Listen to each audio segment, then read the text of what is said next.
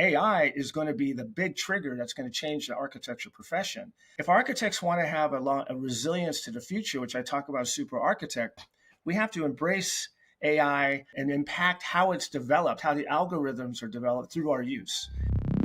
Welcome to AI for Architects, the podcast exploring how artificial intelligence is transforming the AEC industry and what it means for the future of your practice and our profession. I'm Aya Schlochter, founder and CEO of MGS Global Group, a company dedicated to driving growth for architects. Each episode, we dive deep into AI's impact on architecture. You'll hear from leading architects, experts, and innovators who are shaping the future of our field with AI. Artificial intelligence is here and accelerating faster than we expect. Together, we'll build AI literacy to help you thrive in this evolving landscape. Think of AI as a way to stay ahead of the curve. Whether you're an early adopter or a fast follower, architects need to get moving. So what does this mean for the future of our profession? Join us as we explore the exciting opportunities and critical challenges presented by AI. Ready to explore? Let's dive into the episode. Hi everyone, today we're joined by Beau Dromiack, principal at WMA Architects in Phoenix, Arizona, and a leading voice on mission-critical design and AI in architecture. Beau has over 30 years of experience working on projects in semiconductors, advanced manufacturing, research labs, and higher education. He's well known for his expertise in clean rooms and high-tech facilities. He's also the author of 2 books, The Craft Advantage, about bringing back craftsmanship in architecture, and Super Architect, which shows how we can embrace AI without losing our influence. At Arizona State University, he teaches advanced studios and technology courses, guiding the next generation of architects. Beau's big message: architects need to combine craft with AI or risk losing ground to contractors and outside players. He'll also be speaking on this topic in Semicon West 2025. Beau, I'm so glad to have you here on the AI for Architects podcast. Welcome. Thank you very much for having me. It's a great subject. So before we get started with AI, I want to talk about your work at WMA in semiconductors and mission critical projects. What type of work do you do, and how is AI showing up at your work personally? So that's a great question. So the architecture has many sectors in it, and the one that my team specializes in and is a mission critical architecture associated with advanced technology, semiconductor, anything. If you hold up your iPhone or your phone, all the stuff that's in that phone are my clients essentially. They're the ones designing the hardware, designing the tools that are used within the semiconductor factories to make the different semiconductor parts. So the industry moves very fast, and it's, as I define, as mission critical architecture, and that's what we specialize in. AI, as a general premise, and this is part of what I get into in Craft Advantage and Super Architect, we're not really using AI yet. We're toying with it. It's like a novelty. You are seeing it within the industry, in my industry, as a tool to help augment. And the best area right now where I see it is in meeting notes and documenting meetings. It's really great because when you have 20, 30 people in a meeting, AI is able to kind of track all the different voices. It's phenomenal. You get a transcript of it that allows you, because we always do 2 things. We have the AI meeting notes happening, and we have our project coordinator taking notes. What she does is she compares her notes to the AI notes, and you're able to actually really make meetings super efficient. Here's the other thing. Those AI meeting notes like Otter and others, you're able to search topics within it. You're able to track content within. Now, we don't publish those notes. We use them to reassure and confirm that our notes are correct. So it's a backup. But it's really good. So if anything, a lot of the design tools are not there yet for architecture, for AI, but we're starting to get there, but not yet. And I can talk more about that. But from augmenting our delivery and our time and everything, the meeting notes is really where you see it mostly used right now. May I know what AI tools you're using for meeting notes? We're using Otter, which seems to be the easiest. I'm sure there's others, and we're still experimenting too, but Otter is so far we're liking the most. I know I used Otter before. It directly sent the meeting notes to the recipients, to everyone. You can for sure not send it to everyone, We right? don't You do need that. to, Yeah. In fact, as Yeah. a little side note, we actually send out a qualifier to all our clients, letting them know that we are using AI for notes, but we do it internally. So we keep it all internal because we have confidentiality requirements with our clients and NDAs. So none of the notes ever hit the internet. They all stay internal. And also, we Yeah. don't issue them. We review them just to double check our own work, but it makes our time, makes Yeah. it a lot faster. That's great. Yeah. So you've talked also about the principle of success empathy. What does that mean in practice, especially with AI integration? Yeah. So you're hitting some really big points here. So if I could just kind of summarize a couple things here. I wrote craft advantage because the advantage to architects is our craft. Our maximum influence comes from craft. Because our craft has been dropping, and if you don't mind, I'll just give a quick summary. Absolutely. We're talking about the book, The Craft Advantage is your first book, correct? That's all tied Okay, together. yeah. Yeah. Okay. So imagine like in the 80s, for example, where we started seeing a very interesting, we're basically an analog profession for the most part. And up until the 80s, we're an analog profession. And even through the 80s, we're analog. What that meant was craft was visible. People could see how well you can draw, how well you can do things as visible, which had a culture then that said, hey, that person's good, that person isn't good. It created a motivation for you to really get good at your craft. The profession also, architects had greater influence at that time. And as a result, they were responsible for cost estimating, working with the client to develop the beautiful bid documents. Then those bid documents would go to the street and the contractors would estimate them. And then the architect, if they did a good job crafting those drawings, they would get numbers from the contractor that are pretty consistent. But if they didn't, if they did poorly crafted drawings, they got really bad numbers and they're very embarrassed. So that kept craft high for architects. Really, really important. Now we go into this accelerated change that hit us where semiconductor, advanced medical research, and all these other things started accelerating. Architects and builders had to move quicker.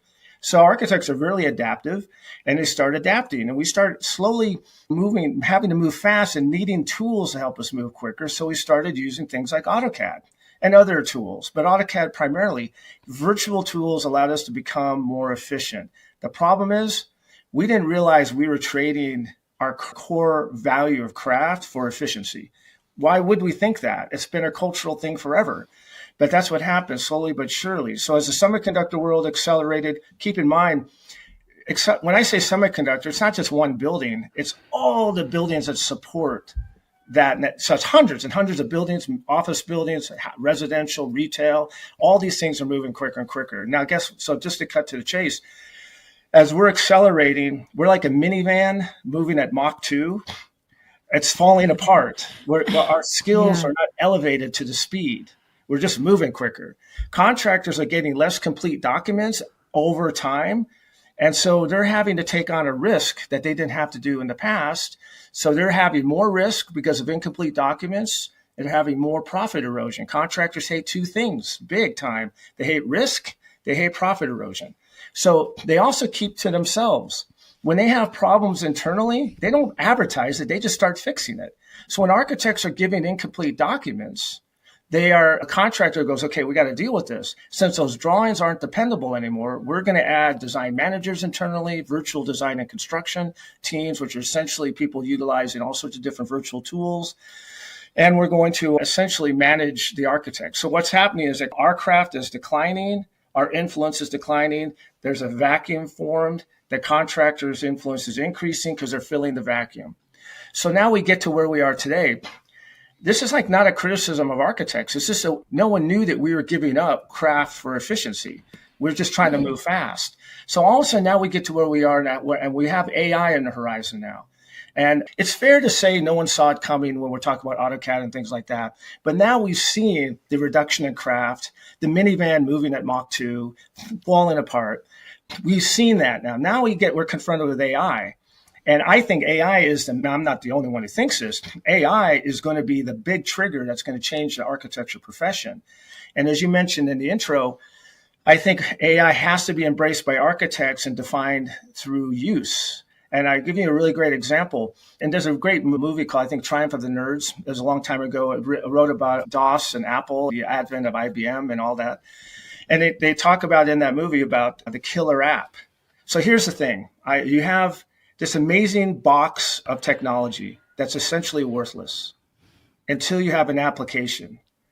When Lotus 123 became the application and other little hobbyist Excel sheets, all of a sudden that box became really, really, really important. But it was through the use of Excel and Lotus 123 and other tools that we started defining how the computer was designed. It wouldn't have happened if that software wasn't created. So now we're in the AI world with the algorithm invention and prompt engineering and all this stuff going on. If architects want to have a resilience to the future, which I talk about super architect, we have to embrace AI and impact how it's developed, how the algorithms are developed through our use. We can't ignore it. We can't also assume we're protected. I think when this time comes, maybe it's 10 years, out where it's going to start actually being able to do some level of technical drawings, we're going to see a major change in the profession, a reduction of maybe 45%, whatever. I do outline it within the firm. So now when you get to your kind of question about where it is in our industry, right now it's not being really used yet. It's being dabbled with, and we're treating it a little bit like a fun app, a fun thing on your phone. We're not embracing the real power of it yet because, one, the power's not there quite yet. But also, we're not really willing to look at ourselves internally, that we're not actually, that we could be replaced. In part, our services could be replaced. There's a big denial there. So anyway, that's kind of my larger view, my larger thought. I feel like we need more than an hour. We need another podcast interview after this, for sure. Anyway, because there's so much to unpack there. So I like what you said about the craft advantage, that the craft is what sets us apart. And I understand what you're talking about in terms of the contractors. They don't want risk and they don't like to waste time. So they'll do things on their own. Mm-hmm. So my question is, where does it leave the architects? Because I agree, I'm in the architecture support business. We provide documentation to architects. We're busy because architects can't staff up fast enough. Yes, right? Right. But it's good for my business because I have a lot of clients. But in the long run, where does it and how do we upskill our team members? Is there like a university that's doing this one thing, like how Revit and AutoCAD became the standard tools? Like, are we just like ad hoc learning on our own? Oh, you're nailing it. It's so fast. As an instructor, and I teach grad student design, the grad level advanced design, both in design studios, and I also teach the technology class, and I teach the success empathy class. I wrote the success empathy class. And so I'll get to that real quick to get to your point. Architects are in survival mode right now. The profession is very fractured. And I can go into a reasoning why, but bottom line, right now, we're not unified around any common goal anymore. There was a time when we were. But once like I said, we're this minivan moving really, really, really, really fast. And we've lost a lot of our unification around a certain common goal. So Craft Advantage and Super Architect about craft as a core value to reunify the profession. Because when our craft is high, our influence is high, we're at the table. When people are starting to develop new AI algorithms or whatever, they will come to the architect because we've earned through our greater influence because our greater craft. And this seems crazy, I know, because when you look at the profession, it's so complex a profession. But if we can get away from, let's say, just shiny architecture and really start looking at the core value of craft, regardless of your sector, because some architecture sectors aren't shiny, but they're super complex and important. And some sectors are they're all different. The unifying principle is craft. It doesn't matter if you're doing an apartment building or an incredibly amazing library somewhere in Europe. Craft is the thing that unifies us. And what we have to do as a profession to resist these challenges that we have, or to create the resilience we're going to need for the future, is we have to embrace craft as our core value. So easy said than done. I've lectured and presented to a lot of architects. There's a lot of support with this message, but they're all kind of like, what can we do? And the reality is it's not easy, because the bottom line is we've kind of made our bed, and it's not like anyone's trying to be incompetent or anything. We're just caught in the churn of earlier decisions, and that's impacting where we're going. But that's the mission. Craft as a core value should be a national practice mentality, I think. I like that. So now that's the first book, right? Right. Let's talk about the super architect. What is the messaging around the super architect, and how does it tie into the success empathy? Can you talk about that? Yeah. Yeah. So Craft Advantage says, here's where we were and where we are. We've lost influence as a result of poor craft. Super architect takes the story further as we get to curve up. What's the right posture for handling the AI optimization needs, all the different, what I call future AI and the unknown pressures, the known and unknown. What's the posture to have? So super architects defined by 3 characteristics that I've mapped out are somewhat resilient to AI. The first one is the value of architecture, of craft is care, care is our craft. The second are skills. Hardened skills, imagination, creativity. And the third is optimism and next level integration. I actually mapped this out in the book. I list everything architects do. I list everything contractors do and where we overlap. And I list what future contractor and future AI can do, which is a little scary because you take the future advanced builder with future AI, they could do just about everything architects can do, except for those 3 things. Craft is care, the hardened skills, imagination, creativity, and the optimism of next level integration. It's so interesting to see it mapped out in this roadmap of resilience. It's in the book. The point I'm making is, how about this profession? Let's not worry about all the other things that are going to be distracting us. Let's focus on these 3 domains, maintain these 3 as our domain, continue to grow them to where they're just totally our domain. And it won't matter what AI does. It won't matter what the contractor does with AI, because these are 3 things that contractors don't typically do. They're 3 things AI can't really do. AI is going to be a very powerful tool, but it doesn't really care. AI can't walk through a building with a client and see subtleties that could become the vision for the whole project. It can't do that. Not yet, 50 years maybe, but not now. So we can own that. So that gets into where in my book, in Super Architect, talk about these different firms. I kind of create different business models that are AI optimized. My favorite one that kind of puts a point on this, not my favorite, they're good.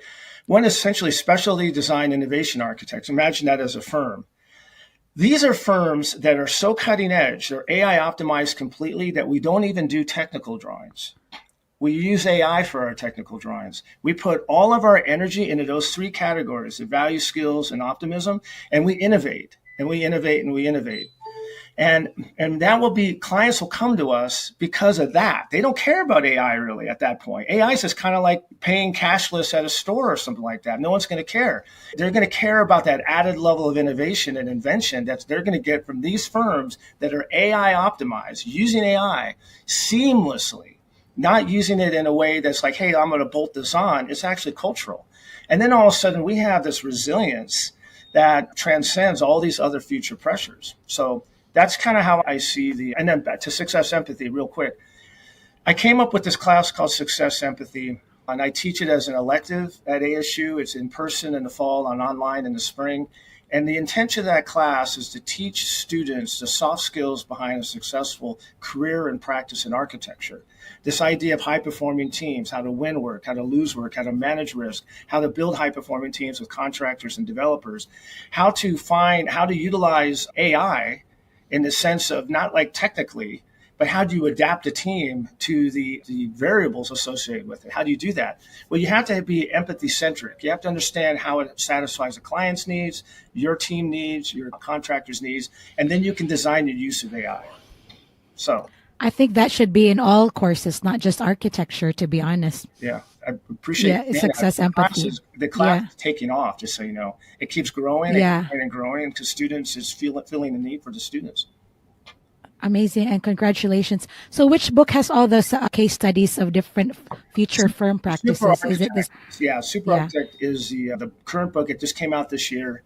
And that book, it does touch on a little bit of craft advantage, but primarily the whole book is about AI, about how we create that resilient culture to navigate into the future. What's our posture for the best success in the future? Now, had we thought about this in the 80s, we would have said, wait a minute, while we're moving faster, we don't want to let go of our core value of craft. But no one said that because no one even thought it was at risk, because how would you know? The whole intention of Super Architect is to say, now we kind of know a trend as associated with virtual tools. Let's prevent now how it can erode the profession by organizing ourselves unified around craft as a core value. So now the other thing on that real quick is that Super Architect, I introduced a new idea in Super Architect called ArchiDom AI. You're going to love this. It's the acronym, Architecture Dominant AI. And you're going to really So the idea of art, you're going to love this. I created my own avatar for it, which is essentially a puppy. And so ArchiDom is a cuddly, your loyal companion that we work with, we train, we use, we develop through use. An amazing companion to us in architecture.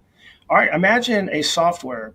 You know all this already, right? But if you take machine learning and you take all of the Revit files we can get our hands on, you take all of the HGTV stuff, all the different things we have, all the home improvement stuff that's out there right now on the internet, take all of that, crunch it through all of the machine learning. What happens? ArchiDom AI happens.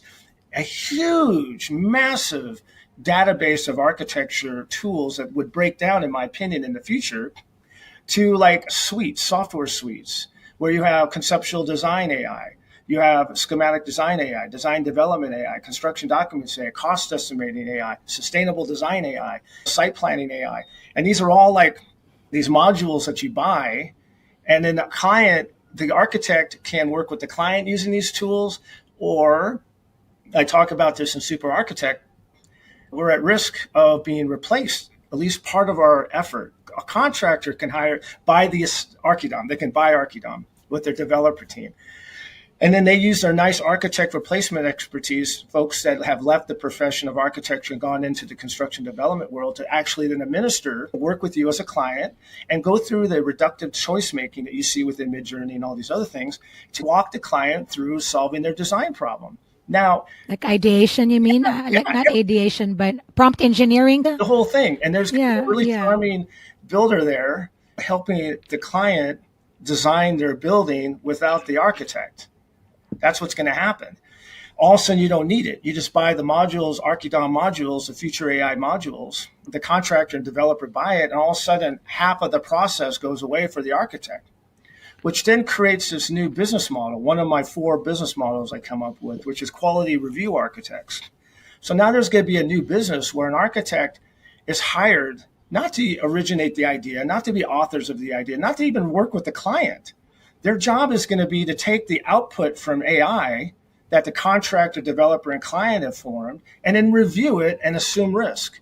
They will review the documents and redline it to where they feel comfortable putting their seal on it. They have no authorship. They're just paid to review the documents and seal the documents, because there's something AI can't do either, is take on personal responsibility, liability. So that's going to be one of the powers that architects can maintain. But imagine this diagram as I describe it. Half of the process is gone now. The architects lost half of that process as revenue. So what's happening now? Well, that quality review team is just going to have to just churn all the time, just reviewing documents. So now what's happened, the built environment's lost the influence of the architect perspective in the built environment. This is a concern that we can do. So the kind of larger point I guess I'm making is that ArchiDom AI is, in my opinion, is going to happen.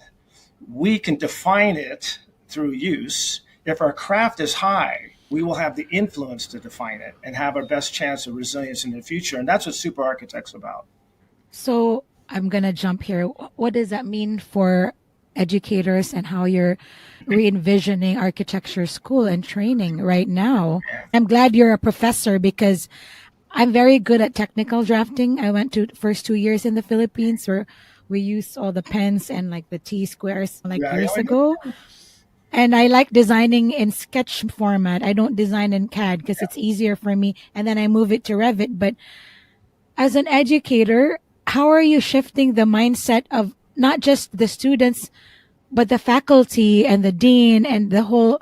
I mean, that is, I don't know if we can talk about this, but no, but there's going to be a resistance. And how do they know that your concepts are right? Talk about the profession. You never know but the academic world's powerful environment that's also very rigid. It's a very rigid environment.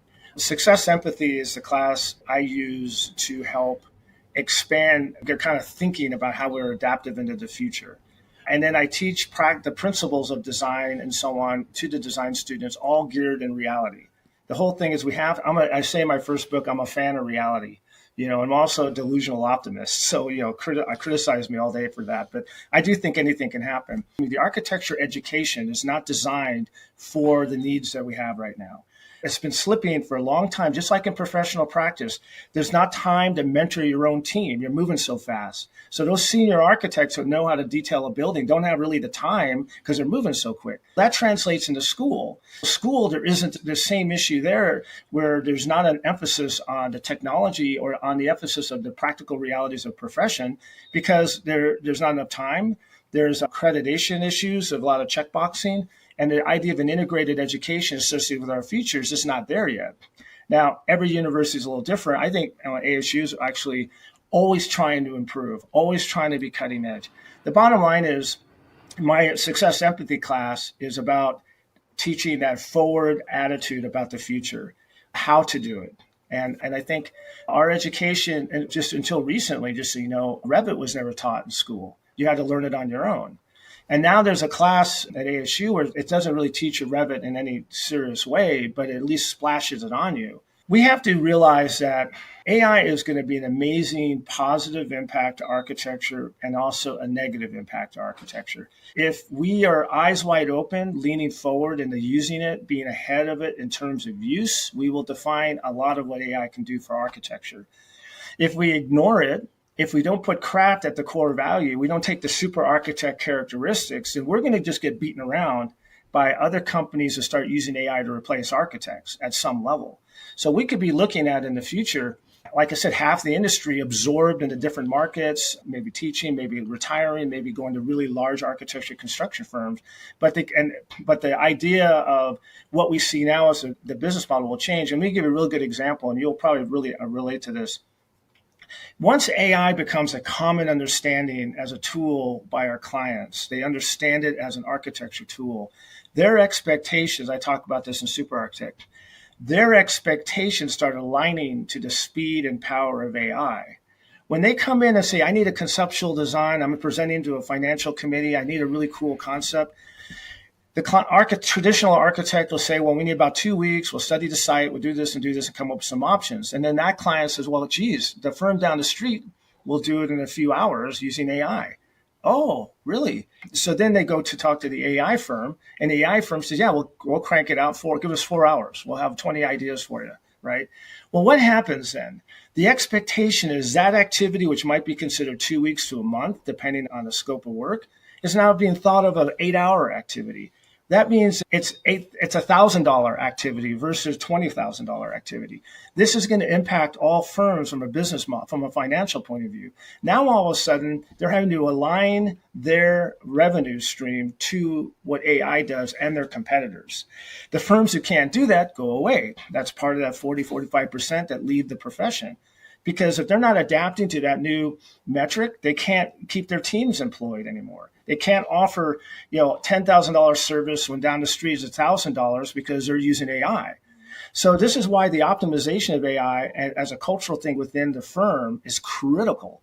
But you do it through the super architect characteristics. You don't give up the values, you don't give up the skills, and you don't give up the optimism. You maintain those so you can use AI as that partner, ArchiDom, this beautiful, cuddly animal that's going to be our partner into the future. I know that sounds corny, but it is a fun story. It's a fun analogy. And versus the soul, humanity enslaving idea of AI, which often people think about, because that's what Hollywood likes to do. I don't think it's that way. And AI cannot experience anything, right? They don't have senses. No. So that's why it's experience. No one can really replace humans. They can't experience architecture like we do. So we have a lot to unpack there. I know. I'm sorry. I got to listen to the episode and then ask you questions separately or do another follow-up. But my next question is AI adaption and reality check. You mentioned that a lot of architects just dabble in tools, but I feel like I don't think AI is really about tools, but a larger strategy as a whole, right? AI, if you just see AI as a tool, it's just like playing with Microsoft Word and doing, SketchUp and all that. But so how do you see AI as a strategy in the future of all the firms? Not only as a tool, plugin or tech, but strategy. Well, using my minivan example, minivan right now with 16 cup holders is our profession, trying to move at Mach 2, things falling off. Well, now AI could be our new engine. AI can be the engine for our minivan, essentially, where we have our profession in it. And now because we're embracing it, we're finding innovative ways to use it, we're defining it through use, it becomes the accelerant for our profession.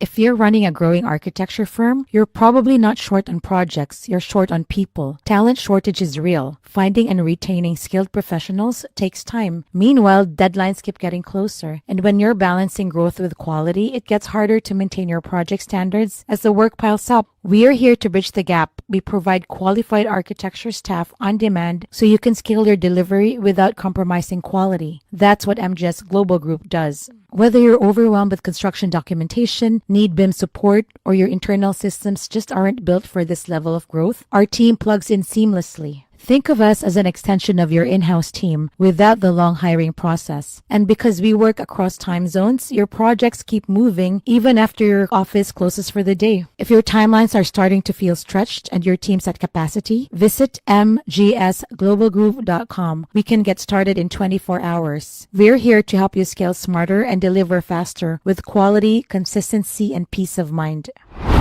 Now our minivan changes shape into a high-performing machine, an aircraft that can move at Mach 2. Now, all of a sudden, our craft can be very high, and we can be very fast. But right now, we have to recognize that, one, we have to say craft is our core value. That's our national, international value of architecture, craft. It doesn't matter what your style is or anything like that, craft. And then two, leaning forward into innovative ways of using AI to define it, like you would Excel or something else to define other software. So if we do those two things, we're still going to have folks leaving the profession for sure, but we'll be in the best position to have the influence that we need for the future. So the best and successful architects are the ones who can really adapt fast and integrate. With craft as their core value. With craft as their core value. Yeah. Because here's the deal. Wow. There are architects compromising craft all day long because they got to keep their doors open. So they're doing things way fast. They're losing profit because they're being too competitive on fees. And in order to make the ends meet a little bit, they will cut the quality of the drawings and put it onto the contractor to figure it out. Those are things that are happening right now. That's why we can't do any of this conversation in the future unless craft is the core value. Some architects are blowing it because they're stuck in a tough spot. Craft is low, fees are lower because our influences drop. Keep that in mind. As craft is dropping, our fees have been dropping. And your fee's lower than mine also. Now I have to get my fee lower. And this is what's happening to the profession. It's all because craft is low and our influence is low. So now a client thinks, why should I pay that much for the architect? It doesn't seem worth it. They're causing change orders. There's a lot of causing me stress, that kind of thing. So craft is going to be the driver. And then if we acknowledge our future properly and embrace AI properly, that's the accelerant to allow us to really do well in the future, I think. Okay, so as a firm owner and like if you're listening to this podcast, it's kind of scary if you don't know how to adapt. But if there was one person that you can hire to manage this kind of transition, because the drafters and project managers are busy. Mm-hmm. The principals are busy with client relations and business development. Is there an ideal person that can take over this kind of role? And what skills do they have? If there was a role that, like, for instance, I listened to this podcast and I'm like, I don't want to be left behind. I want to hire someone to kind of transition our firm. Is that a BIM manager? What is that job description? It's a really interesting question you're asking. I think it's a top down and bottom up strategy. One, out of education, like what I'm trying to do, my little bit of impact, having the students come into practice with this attitude, this integrated design optimism attitude. And then the top down from the principal level, recognizing, because this is the job of I'm a principal. The principal is supposed to be looking at the horizon and not looking at my checkbook per se. I got to be looking at the horizon. And if you have principals that can't do that, they're eventually going to be gone. The firm, whatever their managers, could be gone. The ones who can look off in the horizon will go and say, wow, we can adapt. And they understand the necessity of craft as a core value, as a driver, as a key driver. Then they hire that BIM manager and they hire those architects that are like super architects, or they try to find them the best you can, that now care so much about craft that they're able to actually improve that curve, which then allows us to utilize AI properly and allows us to get that resilience. Now, the BIM manager comment you make is pretty profound, because if you look at traditional BIM managers, they're pretty much reactionary and they're not necessarily visionary. Now, I know a couple that are pretty phenomenal, but they're also not in this decision-making role of leadership. They're in more of a reactive damage control mode, fixing all the stuff and so on. But imagine for a minute, the principal's got the vision and they hire a BIM manager with that vision, and you got students coming out of school with that vision. Now you got this interesting sandwich of opportunity of making change over time. So if I have a couple people on my team, one particular that kind of fits in this mold, I think if a firm was looking for 3 things to do, what can I do? One is the principal needs to open their eyes wide open. 2, hire innovative type BIM managers and architects who have this vision. And 3, mentor at school. In my first book, I have these 3 craft dials. And the first one is whole building thinking. The second one is intelligent idea integration. The third is accountability and mentorship. My view is we all do this at some level. Turn those dials up a little bit, and we can make huge change. Well, the third one, accountability and mentorship. Architects are not, because they're so busy, they're moving so quick, they don't have time to go teach at universities. It's hard. They can rationalize they don't. Except for you. Yeah, well, I make the time. Yeah, I'm a little different. But they should, and the more architects who do that, then the better chance we have for the future. One other thing is those same architects who aren't mentoring, can't find the time for all the different real reasons. Running a practice is not easy to do. I don't sleep a lot, just so you know. I'm up at 3 every morning. But they also have to realize they're not mentoring their team either. If you're not really mentoring it's hard to do it outside of your practice. It's less hard in your practice, but you're so busy dealing with deadlines, it's even hard there. So those are the 3 things. I think I hadn't thought of the BIM manager until you mentioned it, but I have to tell you, that's a pretty profound diagram. Principal with vision, BIM manager with vision, senior architects that are supporting that, and then contributing to the education of the architects so their progression into the practice is aligned with this future resilience vision. So it really has to do with leadership. Yeah. Leadership has to realize and find their blind spots. I read a bunch of articles recently that AI is really, there was an article in the New York Times, I think, about AI adaption is actually, if people do it in-house, it's really not succeeding right now. So in terms of hiring consultants, I mean, are they ready? Like, are there a lot of consultants out there? In fact, you see that with Revit. Revit is amazing for architecture and engineering, structural particularly. It's limited. It's getting better and better, but there's limitation in the different engineering professions. And also, depending on the scale of the firm. So already just getting your consultants aligned on Revit, we're finding, even in the semiconductor world, that's not easy to do. We're having to export out of Revit AutoCAD files to some of our engineers because they just haven't adapted that. So now adding AI, there's no way. They're not touching AI. So that is another particular problem. And we're right now in a very interesting time because it's like, it's kind of like maybe you call like maybe a slow car crash or a slow, crazy, beautiful jump. We just don't know which way it's going to go. We see the future a little bit. And so we're in this transition. We're not sure fully what it all means yet. So firms, it takes money to integrate to new technology platforms. So if you have a firm that's being run well, and, I work under an engineering firm where our WMA is under C3 engineering, and we're pretty autonomous in what we do. But when I get to see the larger culture of engineering in the semiconductor world, and the bottom line is that our ability to adapt is going to require taking certain financial investments, making them for the training needed to get to that next level of software use. So a lot of these firms that aren't using Revit don't want to spend the money to train and adapt. They're too busy. It's not like they don't want to spend it, but they're so busy trying to maintain. It's not easy to stop and train 10 of your people and change whole platforms. It's super hard to do. That's going to be the same thing with AI. Getting 2 things happening, getting one, AI developing to the point where you can actually trust it enough to use it, training yourself sufficiently enough to use it, and then being able to actually have your partners around you integrated enough to use it. So you can see there's a lot of things happening that have to happen, but it happened with AutoCAD. AutoCAD used to be a thing where the standard was manual drawing, and if you wanted your drawing in AutoCAD, you had to pay extra. That was how it was. If you wanted AutoCAD, pay extra. because it was such a small part and it took a lot of training. And then all of a sudden that happened with Revit. Revit comes around, AutoCAD is a standard, and people say you want Revit, you got to pay extra for it. Now AutoCAD and Revit are standard. Standard, yeah. So AI will be similar, I think. So I do have a little sidebar, if you don't mind. No, not at all. Yeah. I years ago when I was in a practice, I was meeting a contractor. I was just I was one of 4 people nationally using Bluebeam. I was one of 4 out of a 300-person firm. I was one of the test pilots to use touchscreen and Bluebeam. I thought I was very cool. Yes, I love this. Love it.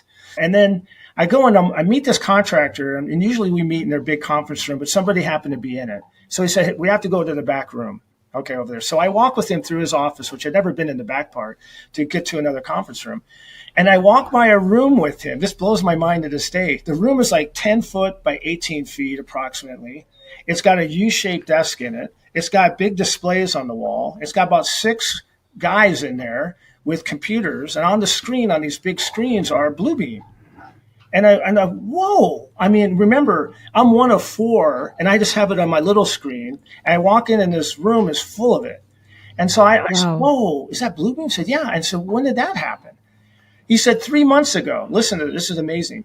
3 months ago, my president and so on, they decided that they're losing so much money through profit erosion, through poor coordination, not just the quality of the documents, but the fact that their superintendents and others didn't really understand the drawings. So they got a presentation of Bluebeam. They were so blown away by the coordination power that they made it national. They went ahead and said all offices are going to have this. All offices are essentially going to have this room with a bunch of young folks in there taking the drawings and hyperlinking them and doing all that stuff. They made that decision in 3 months. In 3 months, they made the decision like the next day, and they implemented in 3 months where this is all across their national practice. And I thought that just blew my mind, because I am one of 4 architects testing slowly, no push to make it happen, just see what you guys think. And here's a construction firm cranking it out. And I realized a really profound thing. And he told me, I said, that's like a huge investment. He said, we lose sometimes $1 million of profit on every project, sometimes 500,000, 200,000. It's a huge amount of profit erosion because of poorly crafted drawings and poor understanding of the tool, of the coordination. So we pay for this in a year's time easy. We can pay for it in 1 project.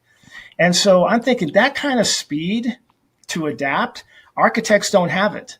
Contractors do, because of the pressure of risk and profit erosion. They'll make changes. Architects will ponder and test pilot software for 2-3 years, and then maybe do 10 more licenses.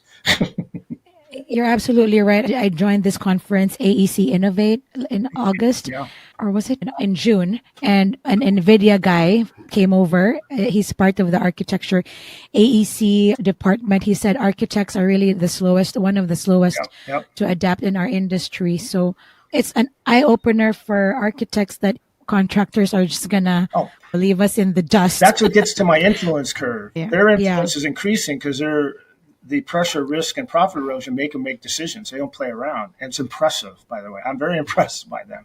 Yeah. Wow. So let's go back to just the future, how to future-proof our profession. Mm-hmm. We'll talk about that. And then I have like 5 rapid-fire questions for you after that. So in terms of how to future-proof the profession, number 1, high level, what are you really sharing to your students in the university level and in the architecture firm level? Mm-hmm. And my last question, you can just talk about this in general. How long do architects have until we get replaced? Well, is it 1 year, 5 years, 10 years? It's like 10 years in my mind. I think it's 10 years. And I was reading things that kind of confirm this.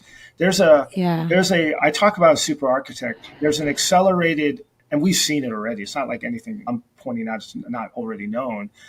But there's certain machine learning is accelerating exponentially to take on more advanced tasks. It's going like that. It was like this, and then all of a sudden we have driverless cars that are allowed for public use in a 5-year period of time. Now you can get into that. Now, there's all sorts of amazing things happening there. But as far as what do you do, we have to realize we can't control everything, right? And if we want to be leaves in the wind and just react every time, then we're never going to get anywhere. We have to realize that the one thing we do control, the one thing that's indisputable that all of us control in the profession is craft, the quality of craft. If our craft is high, our advantage is high. It has nothing to do with your talent, just your care. Now, if you can pull that off, immediately our whole situation improves, and we can control that. That's the thing that's in our control. We can't control how fast AI develops. We can't control all the cool things that are going to happen. We can't, but we can control that. My mission to my students and my mission to my practice and people I mentor is we got to focus on what we can control. And the most important thing is that, because when our craft goes up, we're able to do a bunch more things. When our craft is low and we're crazy and caught in change orders and stress to the team, we lose influence. We're not invited to the table. We can't contribute, and we can definitely not define AI through use. That's because no one's going to really care. We will just get slowly replaced more and more by it. But in 10 years, the trend is like 5 to 10 years, you're going to start seeing AI have the ability to start doing simple technical drawings. And then beyond that, it's just accelerated. Now, one thing AI is going to be not able to do very well for many years, which is what I've been talking about, is also advanced specialized design. Like my industry is one of them. Healthcare is another industry. I talk about craft-centric architects as another business model within my book, Super Architect, and I define all this. And craft-centric architects, like that chef you go to, that you once a month, maybe twice a year, you go and you spend $100, $200 for this amazing meal, right? You don't do that every day, but you just want to experience that craft. I think the specialty architects, that's what they're going to offer. A service, maybe somewhat analog potentially, that's craft-centric, and you want that. There's going to be a choice. But the vast majority of commodity architects, that middle ground architects, are going to see a huge pivot in pressure in 10 years, I think, approximately. Thank you so much for sharing. I think every architect listening should get those 2 books. By the way, we're going to drop them in the links, but let me ask you some rapid fire questions before we wrap up. What's your current favorite AI tool for architects? Oh, I like Midjourney, and pretty much that's it. Okay. It's cool. Yeah. Next, what's the AI tool you're actually using day to day right now? It is the Meaty Notes, an information documentation tool. And we're using Grok AI and ChatGPT for some data research. So we definitely use... And what, the Otter, the meeting notes, Otter? Using that regularly. Otter, yeah. And then we go to Grok and also ChatGPT for data gathering. Huge, researching, things like that. Yeah. What's the biggest myth you hear about AI in architecture? I think the biggest myth I hear, that's a great question, is that we can't be replaced. It's hilarious. I used to, in the research I was doing, I kept reading the word humanity, like architects who are hanging their hat that we're connected to humanity, therefore we won't be replaced. That's delusional. Contractors and developers, particularly in the commodity market, if they can get more profit by using AI instead of an architect, they will do it. Now, also my question about, I talk about this in Super Architect, we are critical. I think we're the most important profession of all professions. That sounds dramatic because and I also think our profession is the hardest profession. And that seems crazy too when you compare to brain surgery or something like that. But even brain surgeons are essentially mechanics, right? Are brilliant people, but they're narrow. Architects have to be so wide and adaptive to all these different situations that I know of surgeons, I've designed some offices and such, they could never design a building if their life depended on it. The idea of the integrated culture, bringing the different ideas, this is not their thing. Their thing is what they do. The bottom line is that we have an amazing, profound responsibility to adapt for the betterment of our environment. And if we want to actually say we are key and connected to humanity, we have to earn it. And we earn it by craft as our core value, which then allows us the influence to show betterment, sustainable design practices implemented, big ideas, better quality of life, better built environment. That's the future for us if we adapt toward it, lean toward it. And that's what Super Architect really emphasizes. Thank you so much, Beau. I really enjoyed our conversation. I think there's a lot to unpack. I'm glad that you wrote those 2 books. And as a practitioner like you're a principal, you're also a professor, and you wrote 2 books, and it's a lot to take on. I think that's what happens when you're empty nesting. You have more time We were talking about that note. I'm kidding. So where can listeners find your books and how can they connect with you if they want to get your books and maybe ask you to speak in any I have conferences or whatever? there's a Yeah. website. So a couple things. The books are on Amazon. You also can go to a website called dromackinvention.com. And that has all the books plus the future book that's coming up. So you could put it in the link, dromackinvention.com. Dromiack Invention? Yeah, invention. Dromiack Yeah, correct. Invention. And in there, you also can get special issues of the books, but you can go to Amazon for sure. The audiobook is coming out. Actually, production of the audiobook starts next week. And then there's a third book in process called Sustainable Pine, which I'm working on, which will come out 26, 27, which has to do with optimized living and zero waste design and architecture. And it's actually a system that we're actually going to realize. It's going to be a physical structure showing and demonstrating intelligent idea integration that was touched in the first book. So if you want to email me, it's my first initial at dromackinvention.com. Beau, B, Okay. Dromiack at dromackinvention.com. I know you're also on Kindle because I looked on Amazon. Is it better to have the physical book illustrations? Is it colored or? It's colored. It's a very beautiful book, I have to say. And Okay. the graphics All right. had a lot to do with the design of the book. Obviously, the graphics and diagrams. I highly recommend you get it. The audiobook is the reality is a lot of people just listen to books, and that's great. And that's why we're doing it. But if you really want to enjoy the graphics, and it's beautiful graphics, a lot of great quotes, beautiful. And by the way, I talk about the book as analog in thought, but digital in presentation. So there's all sorts of different information that's just quite enjoyable for the less attention span people. Yeah, I was going to buy the Kindle version, but my Kindle is black and white. But since you said there are a lot of diagrams, I want to see it in color. Yeah, you should get So, it. It's worth it. yeah. Any last parting thoughts? What are you excited about? What's next for you? Well, I'm working on Sustainable Pine, of course, and that's fully taking a lot of time. And of course, building my practice, working with our engineers, our C3 partners, and our local engineers in the Valley, working on semiconductor, getting ready for Semicon. I'm going to be doing a presentation there. The presentation is it's titled Kill the Slow Go Machine. And so one of the challenges within our industry is that technology is moving quicker. Those people designing the powerful things that are in their iPhone, they move so fast. And then they hit what I call the slow go machine. And that is the design, construction, and agency review part of architecture. And everything just slows down. So the presentation is about how to speed that up. So thanks so much, Beau, for sharing your insights with us today. For those of you listening, if you want to take a deep dive on how AI is shaping our profession, check out Beau's books, The Craft Advantage and Super Architect. They're on Amazon. And I'll drop your website link. Thank you. And if you're looking for more practical strategies in AI and architecture, make sure you subscribe to this podcast and sign up for AI for Architects Weekly Insights. Thanks again, Beau, and I really enjoyed our conversation. Thank you very much.